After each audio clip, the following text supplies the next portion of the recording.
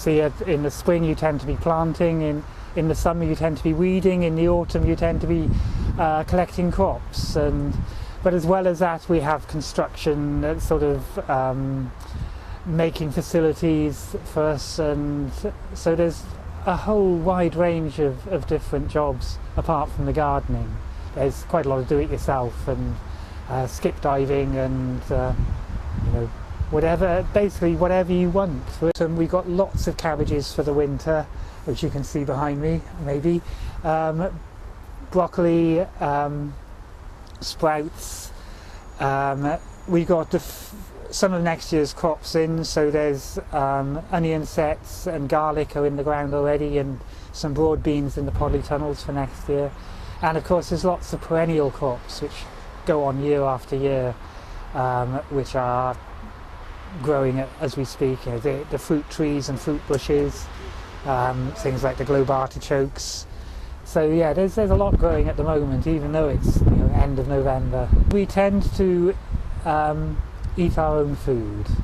The farmers market is mostly outside producers who bring their own produce to the markets, although the Riverside Market Association actually have a market garden out at Coed Hills, about 5 acres, where they're growing vegetables, but most of those tend to go into a green box scheme rather than to the farmers market. It's really good.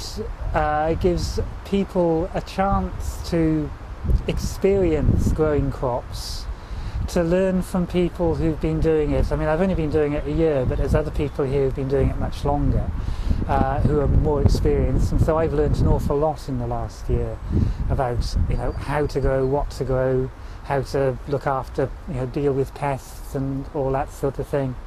So it's a great learning opportunity. The other thing about the community garden is, which is different to having your own garden, is if you're sick or something, or you're on holiday, somebody else is here to water the plants and do the weeding, and so not everything dies. People would care if they thought about it, but a lot of people won't think about it. There's a whole climate change denial movement which one is battling against to try and get people to take it seriously. And of course they tend to have the weight of the press and so forth taking it, so people don't care enough until they know, but I find there's a lot of people who do care a lot. Also, a lot of people don't know what they can do about it. But yeah, there are groups trying to help educate people and give people the opportunity to learn more. Just come along, and you can go on the Riverside Market Association website, and you can find Jenny's phone number there. You just ring her up and arrange to come on a Wednesday or a Friday, and I certainly advise everybody to do so. In time there will be web-based index to similar opportunities to this around Cardiff.